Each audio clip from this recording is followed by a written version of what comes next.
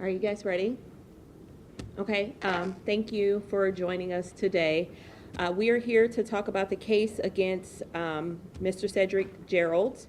Today's speakers will be St. Louis County Police Lieutenant Colonel Jerry Lohr. Lohr is Lohr.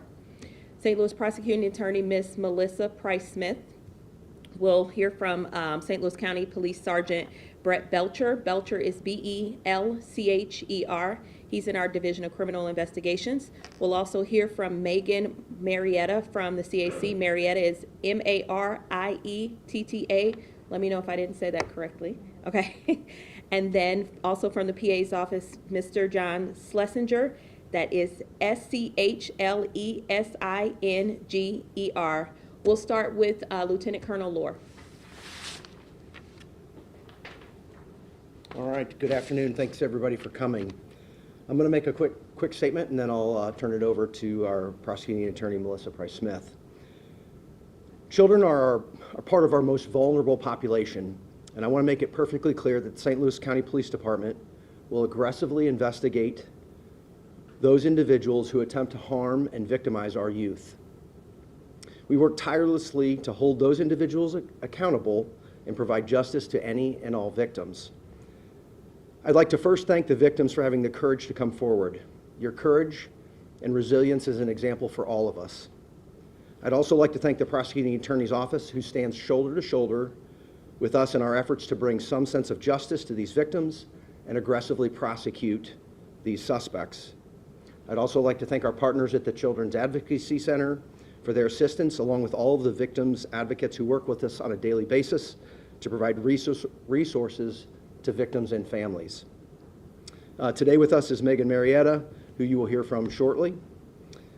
I'd also like to take a moment to thank the detectives who work tirelessly on these types of cases. Their dedication and unwavering commitment to these victims does not go unnoticed. I'd also like to take a minute to thank all of the men and women of the St. Louis County Police Department who work 24 hours a day, 365 days a year, to bring a sense of security and safety to our communities. And finally, thank you to the citizens of St. Louis County. It takes a village to raise a child, and our community comes together during difficult times and situations like these. So I'm now going to turn it over to our prosecuting attorney, Melissa Price-Smith.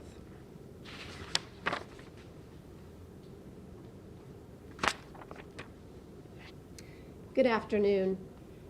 Due to the excellent work by St. Louis County Police Department, yesterday our office issued 9 felony charges against Cedric Gerald, a principal at the Westview Middle School in the Riverview Gardens School District. Those charges consist of sexual trafficking of a child, sexual exploitation of a minor, possession of child pornography, attempt statutory sodomy, sexual misconduct involving a child, 2 counts of statutory sodomy second degree, and 1 count of harassment first degree. At this time, there are 4 victims on this case. We pray that there are no more, but we are very aware that there may be additional victims out there. We are here to reach out to any students out there who also may be victims of this man, and to any parents or caregivers who believe that your child may be a victim. We want you to know disclosure leads to healing, and we urge you to come forward. I have here with me John Schlesinger, a prosecutor in our office who is handling this case and who issued these charges, who can give you a few more details. Thank you, Melissa. Good afternoon, everybody. Like Melissa said, I have charged the defendant here with 9 different felony counts. The defendant was a principal at Westview Middle School, and all 4 victims were students at the school. Several of the acts and several of the charges stem from inappropriate behavior and conduct that occurred on the school property. One victim disclosed to authorities that while he was 13 years old, the defendant would send him money via Cash App and Apple Pay in exchange for inappropriate FaceTimes and sending him inappropriate videos. Another victim, another student, disclosed that the defendant touched him inappropriately in a school bathroom. Another student disclosed that the defendant engaged in inappropriate conduct in the principal's office. And finally, the 4th student disclosed inappropriate behavior in a bathroom.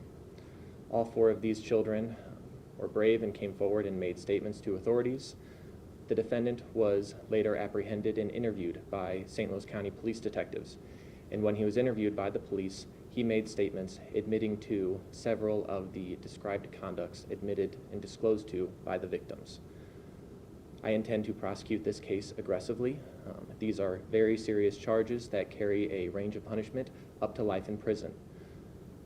As soon as we issued charges, this was presented to a St. Louis County judge, and we were able to secure a $1 million cash-only bond.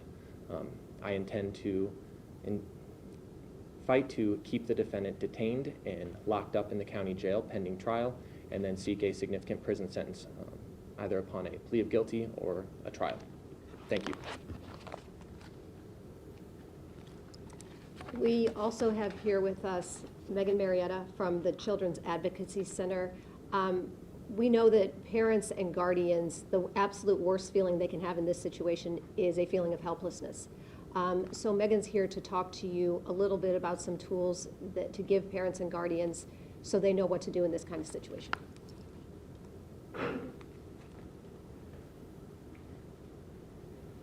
Good afternoon. Thank you, Melissa and John. As Melissa said, I'm Megan Marietta with the Children's Advocacy Services of Greater St. Louis, also known as the Children's Advocacy Center. And we are here to serve as a resource to children and families.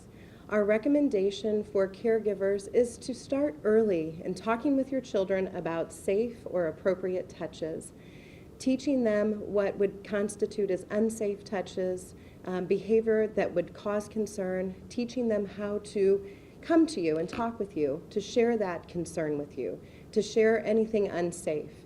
As a caregiver, it's important to give your child that reassurance that you are a safe adult, and if they do need to bring something to you, for you to do what's right, for you to give them protection, for you to give them the reassurance of belief that they're not in trouble, and to report any concerns that you have.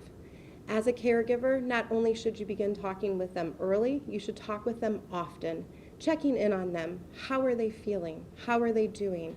When they are with their friends or at someone else's home, even at school, do they feel safe? So assessing that with them. Also as a caregiver, to be paying attention to anything that might be different. Anything different with your child's behavior or their demeanor. Anything different in terms of, have they gained anything new? Do they have any new possessions that you know you didn't provide for them?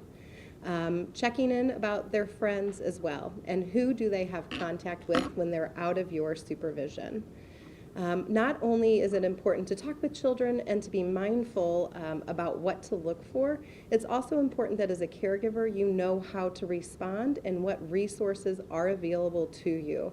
So this coming Monday on May 19th at our center located on UMSL South Campus at 7800 Weinman Way, we'll be hosting an event in partnership with the St. Louis County Police Department, the St. Louis Prosecuting Attorney's Office, and both Children's and Cardinal Glennon hospitals to create more awareness for caregivers about how to talk with your children, what to do if they should disclose something concerning to you, and to identify resources available to you in the community. We'll have a speaking session at 4 p.m. and then repeat that speaking session again at 5 p.m.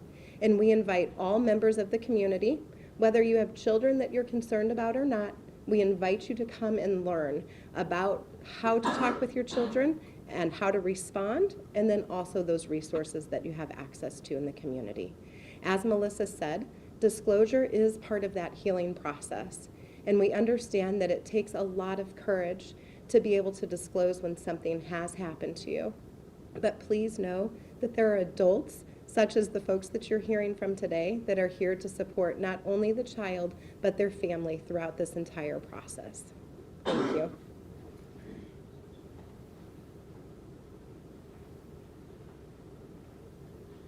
Thank you, Megan.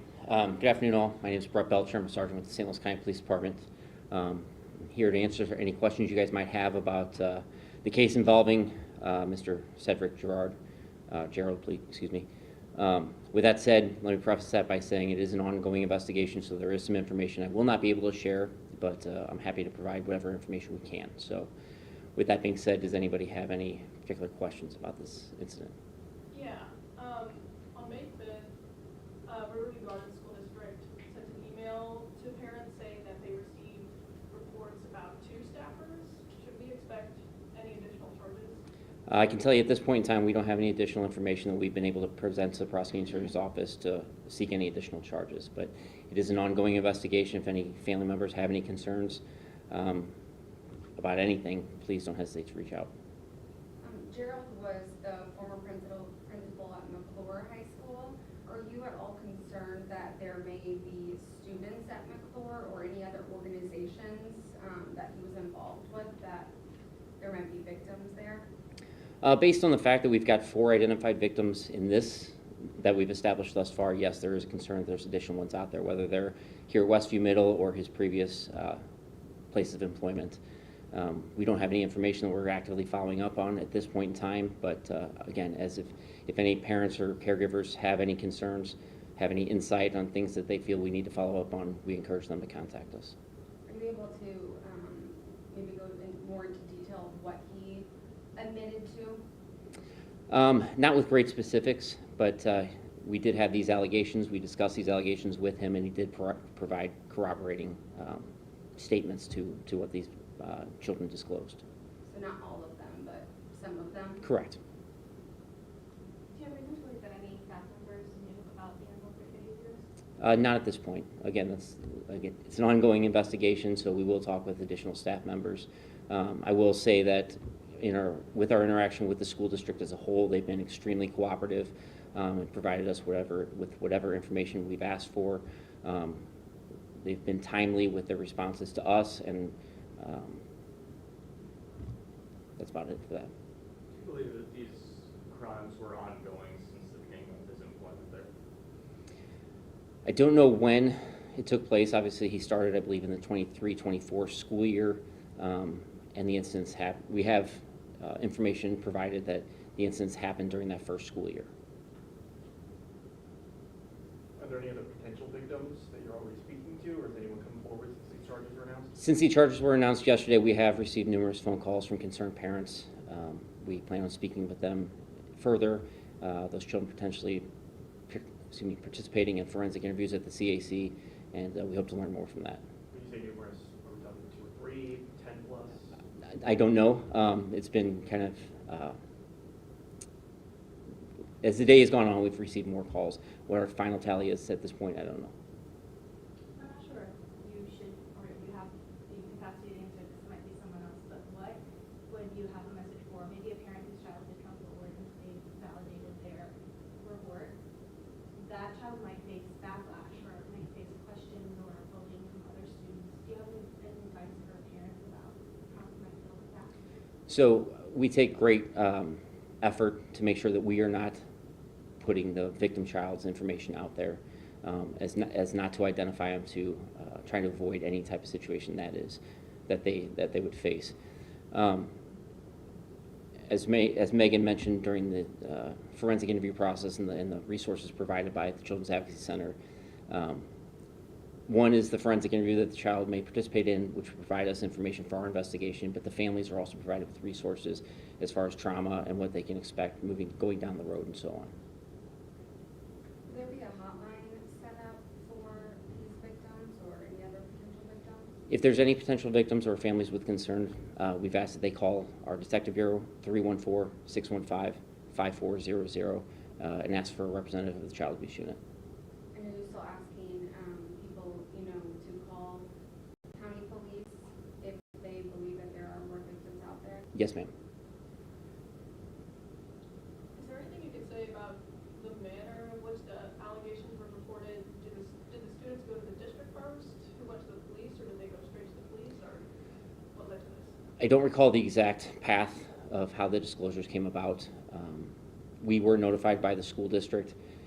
The exact path of how that occurred, I'm not quite sure. When was the disclosure first made? Our investigation was initiated on May 5th. Thanks, Sergeant. Thank you all.